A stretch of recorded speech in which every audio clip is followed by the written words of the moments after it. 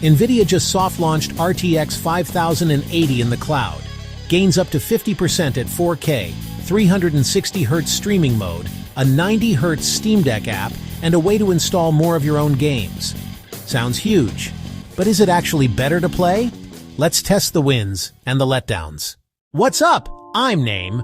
Today we're going hands-on with GeForce Now Ultimate, NVIDIA's $20 a month tier, now rolling out RTX 5080 servers for select titles with more coming. We'll break down performance, latency, the new install-to-play feature, 360Hz desktop mode, 90Hz on Steam Deck, and whether you should upgrade or wait. GeForce now streams a PC from NVIDIA's data center to your device, Mac, PC, phone, or Steam Deck. With Ultimate, you're renting a virtual rig that's 5080 or 4080 class depending on the game. You log into your own stores, Steam, Epic, Ubisoft, Xbox, Battle.net, and play the games you already own. Yes, there's a free tier and a mid-tier, but if you care about 4K, ray tracing, or consistent bitrate, Ultimate is the only tier that feels like a high-end PC window instead of a foggy one. In Assassin's Creed Shadows and Cyberpunk 2077 benchmarks, the Cloud 5080 delivered roughly 25–50% better averages than the Cloud 4080 at 4K. Enough to push AC near max on a 4K TV, and run Cyberpunk at 4K if you either dial back RT or lean on NVIDIA features. For Cyberpunk, DLSS 4-frame generation can fake an extra frame for every real frame. At 2x FG, it feels surprisingly playable over Ethernet. But cranking to 3x or 4x, combine FG latency with cloud latency, and inputs start to feel mushy. Great benchmarks, worse control. Bottom line, the raw horsepower is real, but the sweet spot is native plus DLSS plus 2x FG. Beyond that, the numbers go up, but the feel falls apart.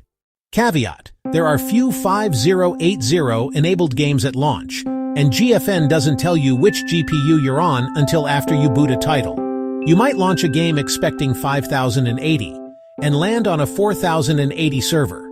That should improve over time, but it's messy right now. NVIDIA added a 360Hz streaming mode for ultra-fast desktop monitors. It's 1080p only, and no, you're not getting native 360 HE class end-to-end response. True 360Hz implies ~2.78 ms. NVIDIA claims up to 360 FPs delivered with ~30 ms total pipeline.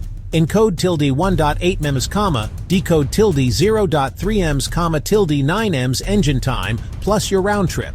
Translation: for esports, it's shockingly quick for the cloud and can feel more responsive than a console, but it's not a LAN PC. Also, 1080p on a 4K panel looks soft. Pick your poison, speed versus sharpness. There's a new 90Hz GeForce Now app for Steam Deck OLED, and it makes a noticeable smoothness difference. Pro tip: oversample. Stream at 1440p or 4K to the deck's 800p screen for crisper image and fewer artifacts. In Clair Obscur, Expedition 33, even the 5080 couldn't push 4K max compared to 4080. At 1440p, frame rates were similar, around 55–90 fps depending on scene. So the deck experience improves mainly from refresh rate and scaling, not sheer GPU uplift. This is big conceptually. Install to Play opens up thousands more titles by exposing NVIDIA's Steam client for games that opted into Steam Cloud Play, even if NVIDIA hasn't blessed them yet. Installs were fast. 1.4 GB game in ~17 S8, GB in ~53, S10.5 GB in ~2 M9S Cool. But it only added approximately 21 games to a 472-title Steam library that weren't previously supported. So it's progress, not a panacea. You can pay for persistent storage if you hate reinstalling. $3/200 GB, $5/500 GB, $8/1 TB monthly.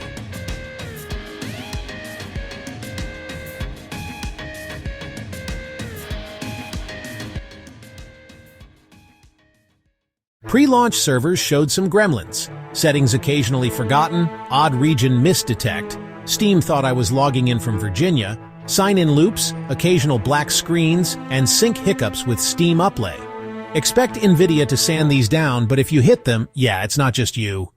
Get Ultimate now if you're a 4K TV gamer wanting ray tracing and DLSS without buying a $1,500 GPU. You play fast shooters and have a 1080p/240/360 monitor and excellent Ethernet, and can accept 1080p softness for better latency.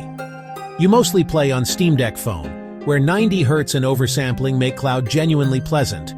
Maybe wait if your favorite titles aren't 5080 enabled yet, or you want a clean indicator before launching. You need native-like latency for high-stakes competitive play. You're banking on install to play to unlock your entire Steam backlog. It won't yet. GeForce Now RTX 5080 is an upgrade. Real 4K gains, a legit 90 Hz deck experience, 360 Hz mode that pushes cloud latency lower than we thought, and a pathway to more games. But it's also classic cloud gaming. Theory races ahead of feel. Frame gen at 34x looks great in charts and worse under your thumbs. The 5080 library is thin on day one, and the UX needs clearer GPU labeling. Good news, Nvidia isn't charging extra for most of this. If you're already on Ultimate, you're getting a better service. If you're on the fence, check your games, your network, and your display. Cloud shines when all three line up. What do you want to see next? Latency shootout versus a local PC? Or a best settings guide for deck and living room? Drop a comment, smash like if this helped, and subscribe for the follow-up with live capture and input lag tests. See you soon!